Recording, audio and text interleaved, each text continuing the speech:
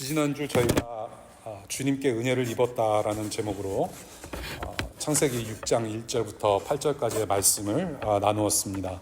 하나님은 죄악 가득한 사람의 마음을 다 보신다. 하나님은 죄인된 사람들을 슬퍼하신다. 그리고 하나님은 악한 세상을 심판하신다라는 세 가지 주제를 우리가 나눴습니다. 그래도 하나님은 은혜를 베푸시는 하나님이시다. 노아에게 은혜의 하나님을 보게 하셔서 위로자가 되게 하셨는데 그 은혜의 하나님을 우리 눈으로 볼 수 있는 은혜를 주셨는데 바로 예수 그리스도, 우리의 위로자 되신 예수 그리스도를 눈에 보이게끔 보내주셨고 그 예수로 말미암아 우리는 위로를 받는 삶을 살게 되었다라는 것을 나누었습니다. 오늘 본문을 보면은 새 아담인 노아, 새 아담과 같은 노아를 통해서 세상을 재창조하신 사건을 그 하나님의 역사를 기록하고 있죠. 하나님의 첫 창조와 노아 시대의 세상을 다시 새롭게 하신 일은 우리가 평행 구조로 볼 수 있습니다. 패러럴하게가요. 병행해서 보면은 너무나도 유사한 게 많습니다. 처음 창조 때와 지금 노아를 통한 재창조의 때가 비슷한 게 너무 많아요. 가령 예를 들어서 물과 홍수, 혼돈과 공허, 그렇죠? 오늘 본문을 보니까 폭력이 난무하는 무법천지가 되었다. 바로 혼돈이죠. 그리고 하나님의 형상, 다스리시는 하나님의 형상인 아담과 하와, 그리고 노아가 세워졌고요. 그런 유사점을 우리가 보게 되고요. 또 뭐가 있냐면 그 아담에게 문화 명령을 내리신 적이 있어요. 가서 번성하고 생육하라. 그런데 나중에 노아에게도 똑같은 말씀을 하세요. 생육하고 번성하라. 그리고 이제 조금 더 나아가서 홍수가 끝난 다음에 어떤 일이 벌어지냐면 노아가 수치를 당하는 그런 경험을 하게 됩니다. 근데 수치하면 또 누가 떠오릅니까? 벌거벗고 수치심을 얻은 아담과 노아. 그래서 여러 가지가 평행하게 굉장히 비슷비슷하게 흘러가는 것이 있습니다. 이게 뭐를 뜻하느냐 면 하나님께서는 새롭게 창조하시기로 작정하셨다라는 거죠. 작정하셨다. 창세기 이야기, 지금 노아 이야기가 비슷하게 흘러가는데 작정하신 하나님인 것 같아요. 그래서 완전히 갈아엎겠다. 싸그리 갈아엎겠다. 자, 그래서 하나님께서 왜 세상을 다시 새롭게 하시려는가? 11절 봤더니 세상이 무법천지가 되었다라고 얘기합니다. 폭력성이 가득한 세상이 되어버렸다라는 거예요. 폭력성, violence. 6장 초반에 누가 등장합니까? 6장 초반에 네피림이라는 존재가 등장을 해요. 그래서 힘 있는 용사다. 힘 있는 용사가 나타나면서, 그러니까 뭡니까? 힘 있는 용사가 나타났다는 것은 약자들을 누를 수 있는 그런 억압하는 자, 힘 있는 자의 횡포가 있었다라는 겁니다. 힘 있는 자의 횡포로 인해서 사회 구조가 그렇게 변화되었다라는 거예요. 남을 누를 수 있는, 폭력으로 누를 수 있는, 힘으로 누를 수 있는 사회 구조가 형성되었다라고 말씀을 드렸어요. 그러니까 뭐예요? 내가 힘이 있어서 누를 수 있다는 것은 내가 하나님인 거예요. 내가 너의 삶을, 너의 인생을, 너의 육체를, 너의 생명을 내가 좌지할 수 있다. 좌지우지할 수 있다는 거. 그래서 하나님 행사하면서 힘을 과시하니 폭력이 만연한 것이고 이 창조하신 때처럼 혼돈인 거예요. 그 자체가. 혼돈의 세계. 12절과 13절. 그래서 땅과 사람이 다 썩었다라고 얘기하고 있어요. 땅과 사람이 다 썩었다. 지금 국가의 3대 요소 뭐죠? 국가의 3대 요소. 국가를 이루는 3대 요소. 주권자, 또 사람, 그 다음에 영토, 땅입니다. 근데 여러분 보세요. 지금 땅과 사람이 다 썩었다라고 얘기하고 있습니다. 거기다 하나 더 나가서 뭐가 필요하죠? 주권, 사람, 땅 말고 또 뭐 하나 있죠? 제가 가끔씩 그렇죠. 법치주의, rule of law. 어느 민족이든 어느 부락이든 어느 나라든 법은 항상 있죠. 하나님의 나라도 마찬가지예요. 하나님께서 주권자이시고 땅을 통해서 땅 위에 하나님께서 하나님 나라를 세우시고 하나님 나라 백성들을 그 백성 되게 하시고 그 다음에 하나님 말씀이 법이 돼서 그 말씀을 제대로 살면 하나님의 자녀로서 풍조로운 삶, 기쁨 가득한 삶을 살 수 있게 되었다. 그런데 지금 뭐예요? 사람과 땅이 다 썩었다. 왜? 하나님 말씀대로 살지 않았기 때문에, 법을 어겼기 때문에. 자기들 마음대로 왕이 된 거예요. 힘이 있다 나는. 예. 그러니까 뭐예요? 모두가 주권자가 돼버린 거예요. 모두가 왕이 돼버린 거예요. 모두가 하나님이 되어버렸다. 자, 그런데 하나님은 자기의 주권을 포기하신 적이 없어요. 아무리 사람들이 날뛰고 뭐를 하더라 할지라도 하나님 아버지는 자신의 주권을 포기하신 적이 없어요. 그러니까 사람, 땅, 법은 다 무너져도 하나님만이 지금 멀쩡하신 거예요. 주권자 하나님만이. 자, 그 주권자 하나님이 그래서 뭘 하시겠느냐? 13절, 사람과 땅을 다 멸해버리겠다라고 말씀하세요. 이거는 주권자이신, 창조주이신 하나님만이 가지고 계시는 특별한 권리인 거죠. 예. 하나님께서 만드셨기 때문에 하나님께서 재개편을 하실 수 있는 거예요.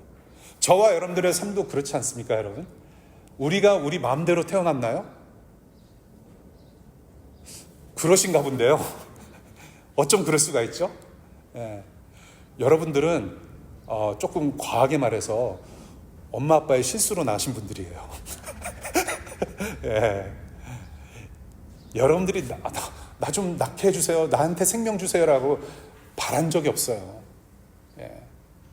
우리의 삶은 하나님께로부터 온 것이고 부모라는 존재를 통해서 하나님께로부터 온 것이고, 그래서 우리의 삶은 언제든지 하나님께 방해받을 수 있는, 언제든지 하나님으로부터 개입받을 수 있는 그런 존재라는 거예요. 하나님께서 사람과 땅을 멸하시고 세상을 다시 창조하겠다라고 하신 것은 하나님이 하실 만한 일이라는 거. 내가 이 일을 해야 되겠다.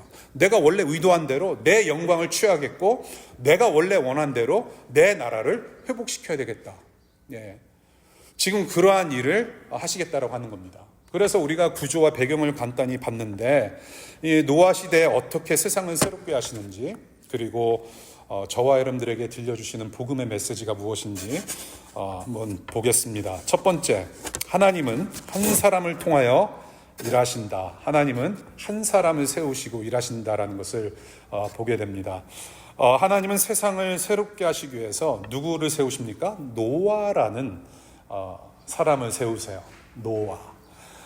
첫 번째, 오늘 이 노아라는 인물이 상당히 특별하게 강조돼서 등장을 합니다. 예, 이 창세기를 기록한 저자가 노아에게 굉장히 초점을 맞추는 것 같아요. 여러분들 9절 보세요.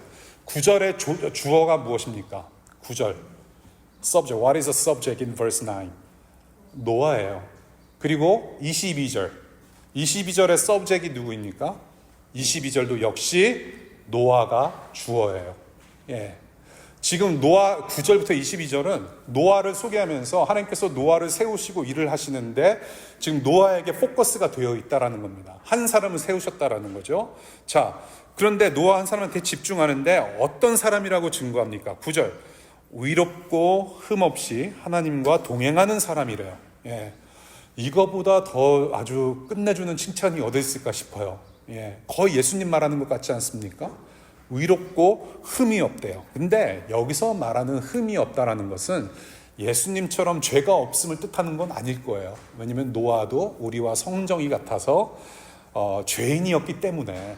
나중에 지금 노아는 9절에 이런 식으로 잘 소개를 하지만 노아도 똑같아요, 우리랑. 예. 근데 여기서 말하는 흠이 없다라는 것은 그래도 다른 사람들보다 죄를 멀리하고 죄를 싫어한다는 정도로 우리가 보면 되지 않을까 싶어요. 예, 그만큼 하나님께서 칭찬하신 인물이라는 거. 예. 그런데 어떻게 이렇게 의롭고 흠없이 하나님과 동행했을까라고 봤을 때 22절이 그 대답을 알려줍니다. 22절 뭐래요? 노아는 하나님께서 명하신 대로 다 그대로 행한 사람이라는 겁니다. 그냥 순종했던 사람이었기 때문에 동행할 수 있었고, 그래서 의롭고 그래서 흠이 없었다라는 것을 증거하고 있는 것 같아요. 네, 모든 것을 다 그대로 이행했다. 자, 그 다음에 노아. 하나님이 노아와 언약을 세우셨다고 본문에서 증거합니다. 노아 한 사람을 세우셨는데 노아가 하나님과 언약을 맺었다. 자, 18절에 언약이라는 카버넌이라고 하는 단어가 성경에 처음으로 등장해요. 예. 이 언약이라는 단어, 약속이라는 게 18절에 처음 성경에 등장하는데 지금 가만히 다시 한번 읽어보세요. 18절. 너와 함께라고 표현하고 있어요. I will establish my covenant with you. My covenant with you. 하나님의 언약인데, 하나님께서 체결하신 언약인데 너와 함께라고 하면서 노아를 포함시키세요. 이 언약은 하나님께서 사실 일방적으로 만들어내신 거거든요. 하나님이 일방적으로 맺으신 약속이에요. 예. 그런데 그 약속인데 그거를 사람들을 세우셔서, 그 시대에 한 사람 한 사람을 세우셔서 그 사람까지 포함시키세요. 사람들을 포함시키세요.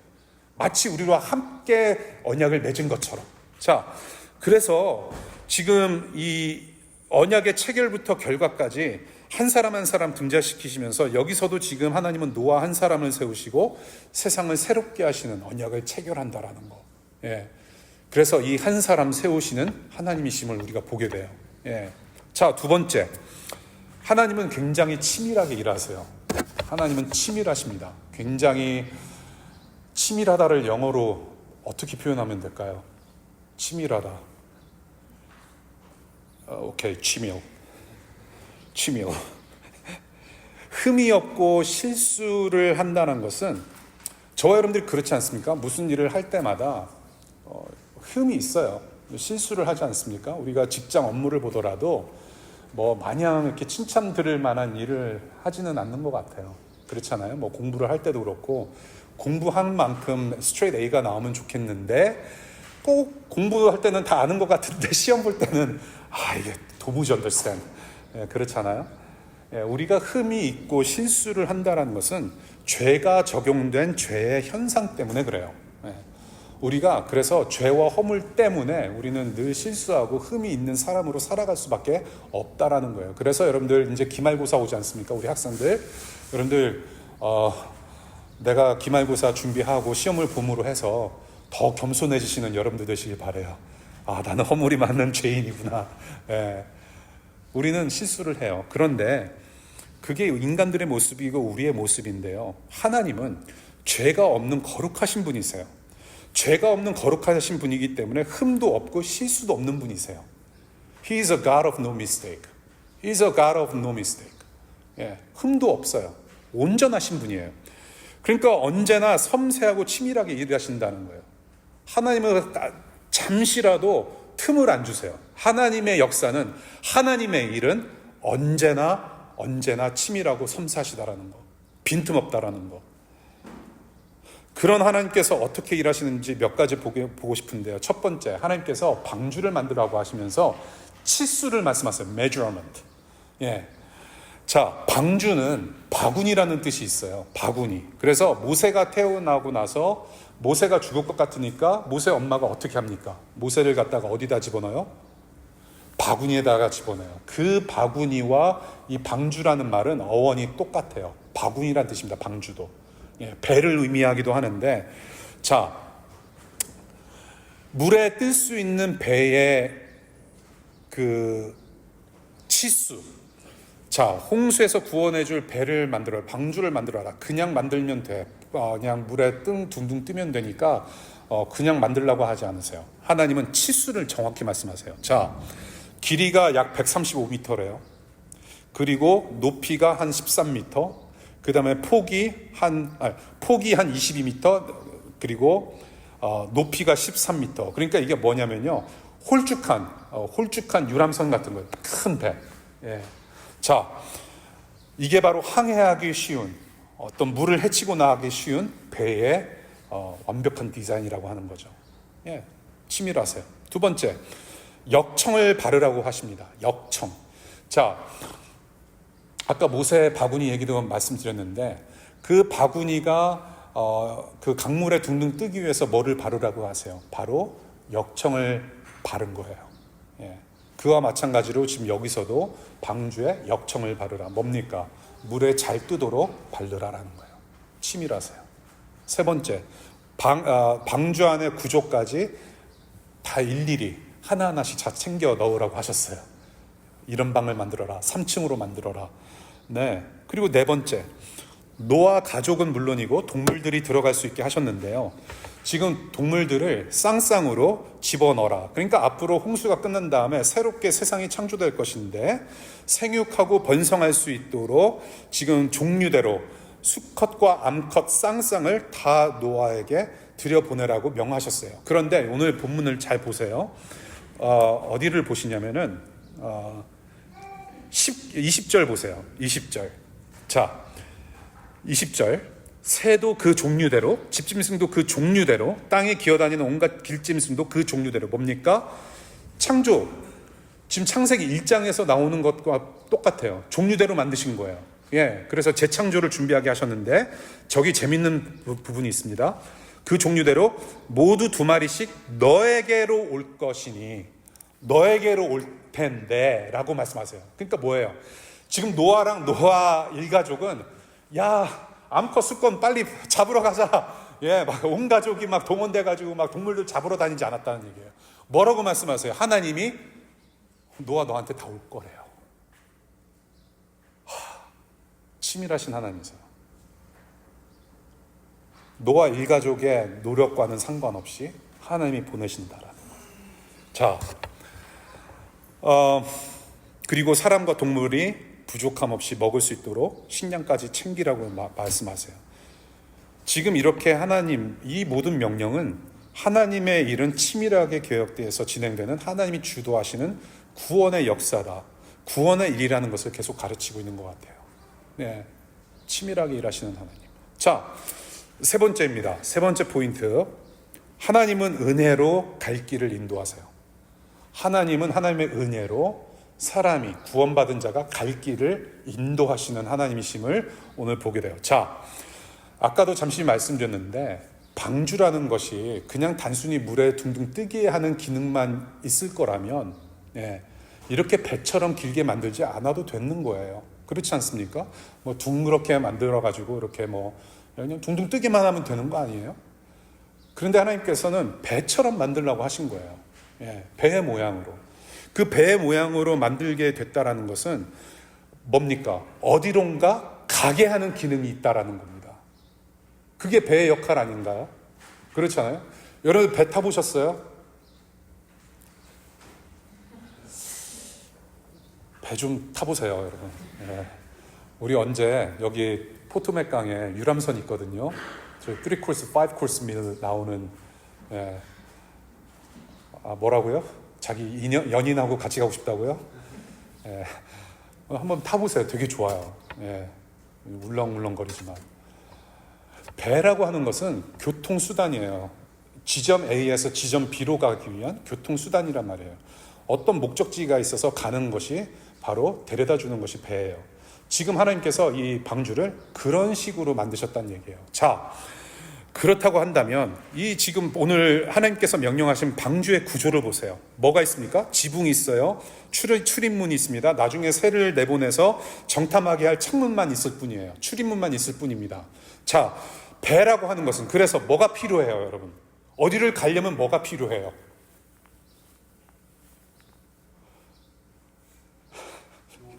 엔진이 필요하겠죠. 요즘 시대에는. 근데 원래는 이 당시라면은 노가 필요한 거예요. 로잉 해야 돼요. 그렇지 않아요? 예. 누군가는 뭐라고 그래요? 이 키를 잡고 있어야 돼요. 누가 노를 저어야 돼요. 예. 근데 오늘 보세요. 노가 없어요. 노가 없어요. 하나님께서는 분명히 어디로 가라고 하셨기 때문에 그래서 배처럼 만들라고 하신 것인데 지금 노가 없어요. 그럼 어떻게 다니라는 얘기예요? 노가 없는 배가 어떻게 어디로 갈 수 있겠어요? 그렇죠? 이상하지 않아요? 자, 노아는 어디로 갈지 몰라요. 그런데 배가 어디로는 갈 것인데 그 배의 선장, 배에 노를 젓는 분, 지금 배가 어디로 가야 되는지 알고 함께 하시고 인도하시는 바로 누구다? 하나님이시라는 거예요. 네. 노가 없는 배인데 내가 구원한 너희를 내가 인도하겠다라는 거예요. You don't know where you're going, but I know. 너네들은 모르지만 나는 알기 때문에 내가 너희들 데리고 갈게라는 거예요. 어딘가는 가는 거예요. 네. 그래서 이게 지금 그 길을 하나님께서 아시고 알아서 인도하신다라는 것을 보게 돼요. 은혜로 인도하세요. 은혜입니다, 이것은. 예. 그래서 구원이라고 하는 것은 앞으로 배를 타고 가는 진행형이에요. 구원이라고 하는 것은 그냥 배를 타고 구원 내가 받았으니까 땡이 아니라 내가 구원받았기 때문에 내가 하고 싶은 대로 다 하고 죄를 져도 나는 구원받은 시원한 사람이기 때문에 나는 아무렇게나도 살아도 되는 것, 구원파적인 신앙을 얘기하고 있지 않아요. 성경에서는 구원은 여정입니다. 진행형이에요. 그래서 구원은 앞으로 배를 타고 가는 진행형인데 그 구원의 길로 데리고 가신다라는 겁니다. 계속해서 저와 여러분들의 삶을 계속해서 이끌고 가세요. 은혜로. 그 은혜로 일하시는 하나님의 모습을 오늘 본문에서 보게 돼요.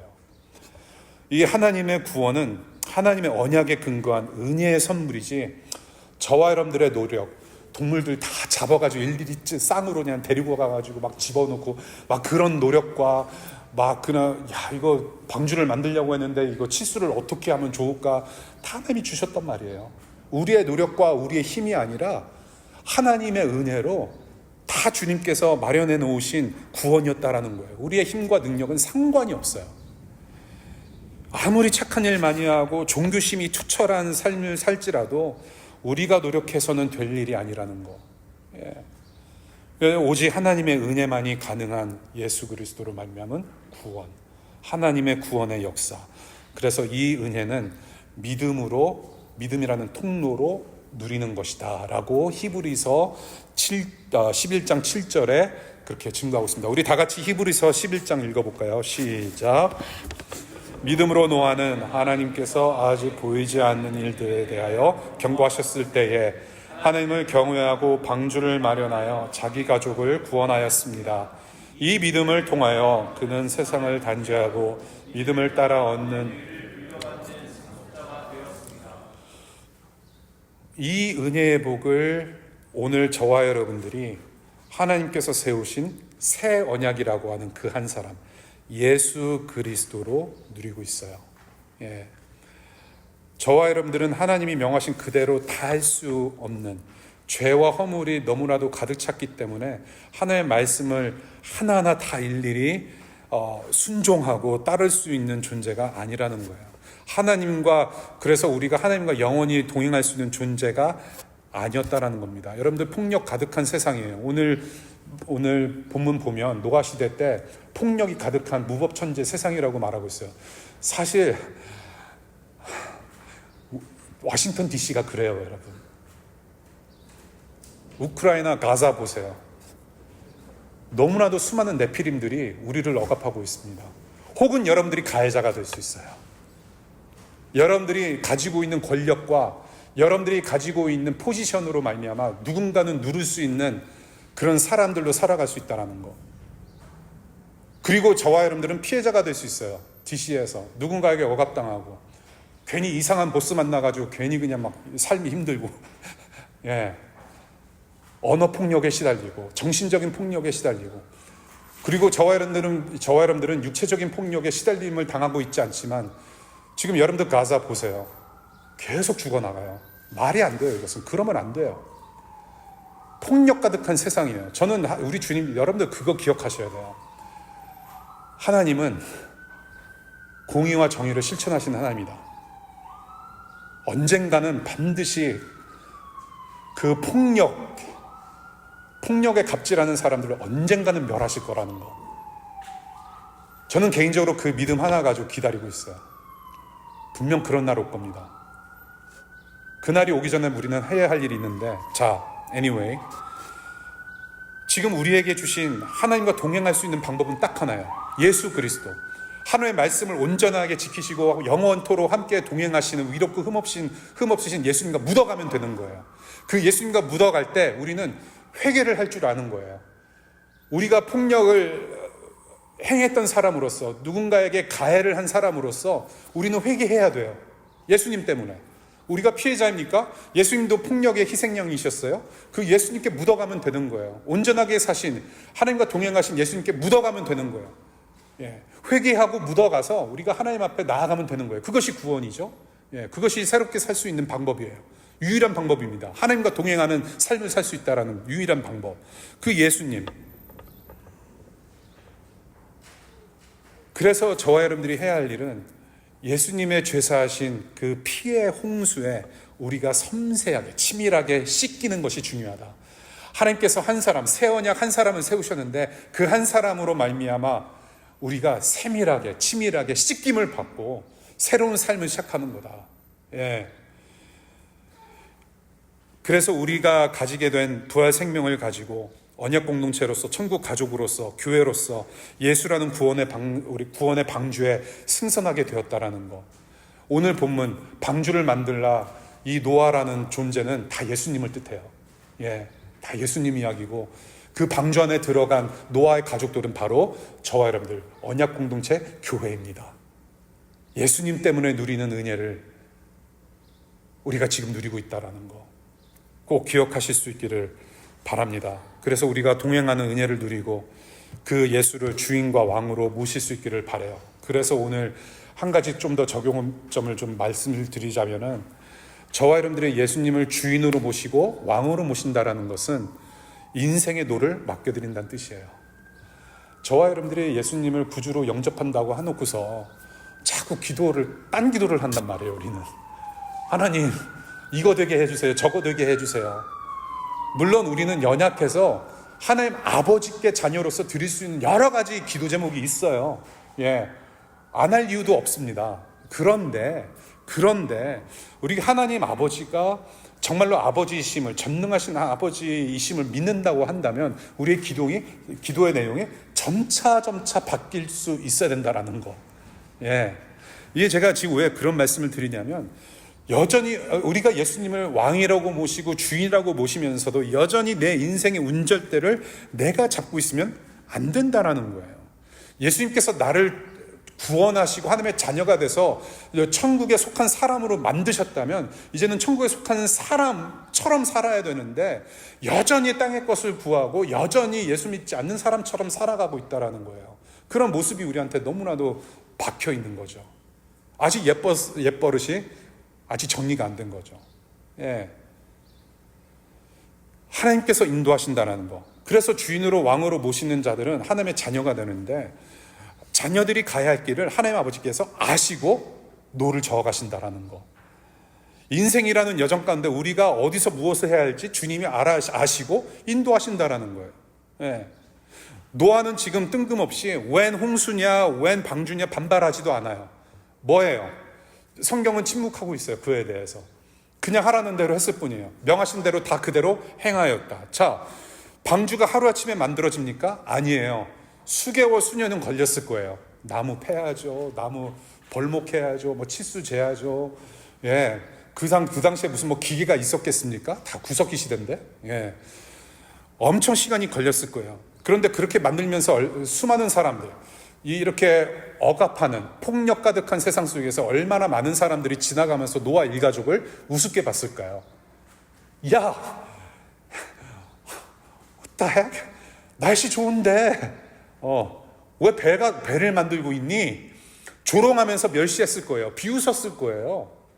하루 이틀이었겠습니까? 노아가 일가족이 방주를 만드는 기간 내내 그랬을 거예요. 세상 사람들은 무모한 것이라고 엄청나게 손가락질 했을 텐데, 성경은 수많은 세월 노아의 감정에 대해서 침묵하고 있어요. Still 노아는 해야 할 일을 했을 뿐이라는 거. 명하신 대로 다 그대로 행하였다. 저와 여러분들도 마찬가지지 않아요? 예수를 따르면요, 결코 쉬운 삶 아니에요.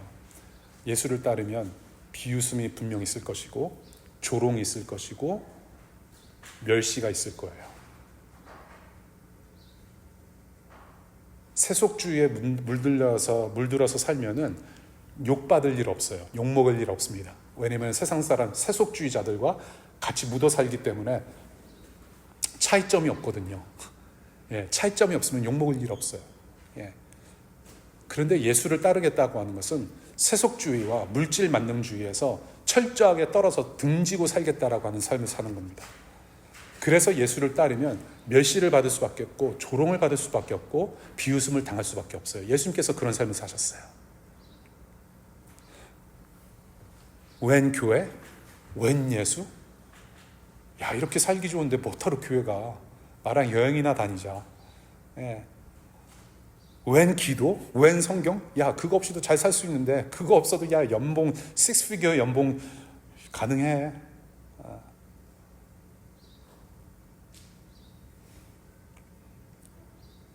여러분,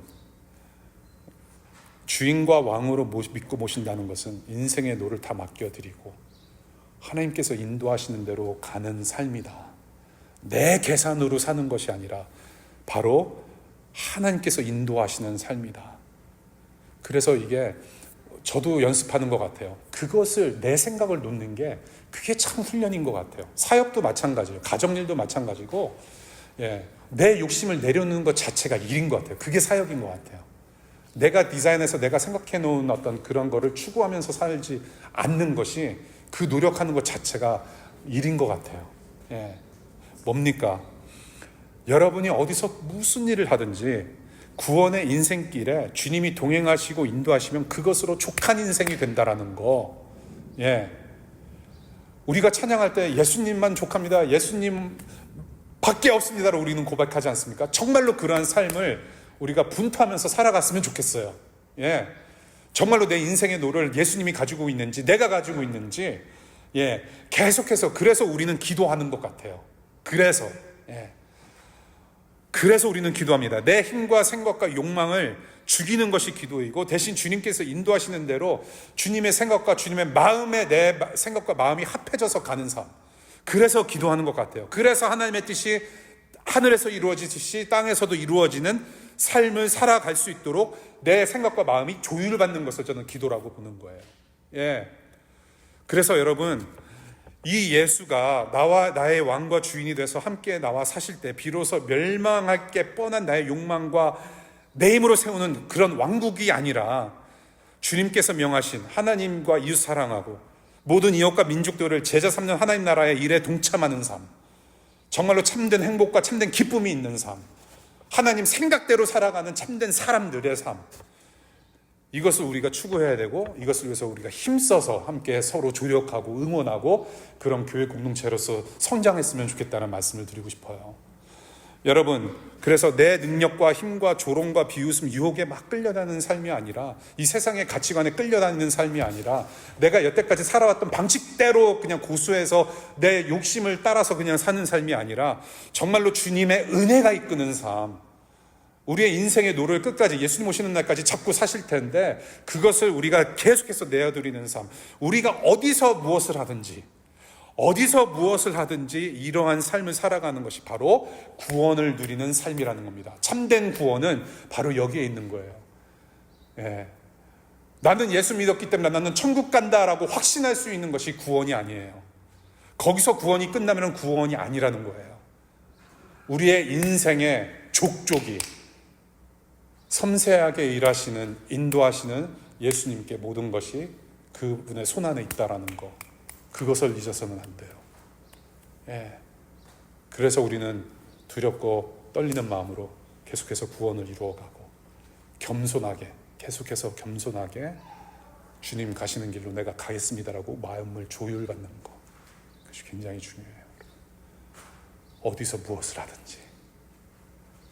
저는 여러분들이, 물론 워싱턴 DC가 살기 좋고 잡마켓도 어느 정도 not bad, 그렇지만 저는 여러분들이 벨트웨이, 아웃사이드 벨트웨이를 좀 이렇게 여러분들의 영적인 시야, 여러분들의 인생의 스콥을 좀 넓혔으면 좋겠어요.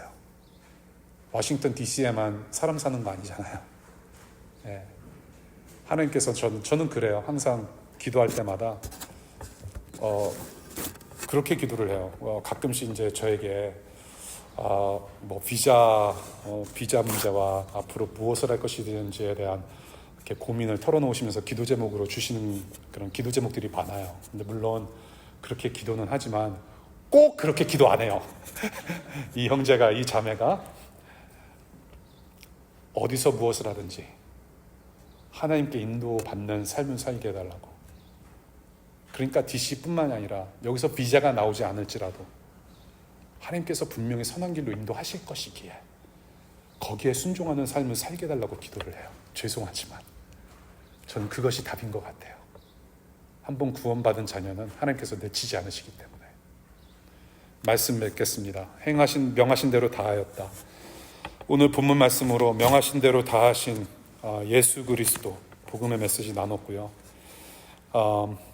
저와 여러분들은 예수라는 방주에 예수 그리스도의 핏값으로 무임승차한 은혜로 올라탄 사람들이에요. 우리의 노력과는 상관없이 예수님이라는 분 때문에 우리가 구원의 방주에 올라타게 되었고, 곧 우리가 올라타면서 우리는 하나님께 인생의 노를 맡긴 사람들이 되었고, 우리는 지금 그런 삶을 지금 살아가고 있다라는 거 명심하시면 좋겠습니다. 그 방주에 올라탄 사람들을 교회라고 부른다고 말씀드렸죠. 그래서 이 교회는 예수 그리스도와 한 몸 된 한 사람이라고 부르기도 해요. 한 사람입니다. We are one man, one person. 예수 그리스도께서 머리가 되시고 우리는 각 지체. 그래서 예수님과 우리는 한 몸입니다. 우리는 한 몸이 되어서 이제는 세상, 폭력 가득한 세상에게 너희는 그러면 안 된다라고 회개를 촉구할 수 있어야 되고, 또한 피해자들한테 가서 우리가 보듬어 줄 줄 알아야 돼요. 여러분들의 오늘 이번 한 주간 동안의 일상에서 그렇게 한 사람으로서, 예수 그리스도께서 머리된 한 사람으로서 폭력과 억압으로 신음하고 고통 중에 있는 이웃들, 가까운 이웃들, 우리가 품어주고 섬겨야 될 이웃들을 또 섬김으로 해서 하나님 나라 이루어가는 저와 여러분들 되실 수 있기를 간절히 바랍니다. 여러분, 다시 한번 말씀드리지만 의식주, 여러분들이 어디서 무엇을 먹고 살든지 간에 하나님께서는 다 해결해 줄 터이니 하나님 나라와 의를 구하라고 하셨거든요. 여러분, 정말로 그러한 좀 포부를 넘게 가지고 담대하게 살아가실 수 있기를 간절히 바랍니다. 우리가 그러한 삶을 살 때, 노아 때처럼 하나님께서 은혜로 우리를 인도하셨고, 하나님께서 은혜로 우리를 살리셨고, 하나님께서 은혜로 하나님의 일을 하시면서 우리에게 그런 기쁨을 누리게 하셨구나. 우리 예수 그리스도가 영광 받으시는 날이 반드시 올 겁니다. 그렇게 고백하고 있는 바울의 고백이 우리의 고백이 되었으면 좋겠어요. 우리 두 구절을 읽고 마치도록 하겠습니다. 고린도전서 15장 10절 같이 읽겠습니다. 시작. 그러나 나는 하나님의 은혜로 오늘의 내가 되었습니다. 나에게 베풀어 주신 하나님의 은혜는 헛되지 않았습니다. 나는 사도들 가운데 어느 누구보다도 더 열심히 일하였습니다. 그러나 이렇게 한 것은 내가 아니라 나와 함께 하신 하나님의 은혜입니다. 고린도 후서 1장 12절입니다. 시작. 우리의 자랑거리는 우리의 양심이 또한 증언하는 것이기도 합니다. 그것은 곧 우리가 세상에서 처신할 때에, 특히 여러분을 상대로 처신할 때에 하나님께서 주신 순박함과 진실함으로 행하고 세상의 지혜로 행하지 않고 하나님의 은혜로 행하였다는 사실입니다. 기도하겠습니다. 우리 잠시 기도하시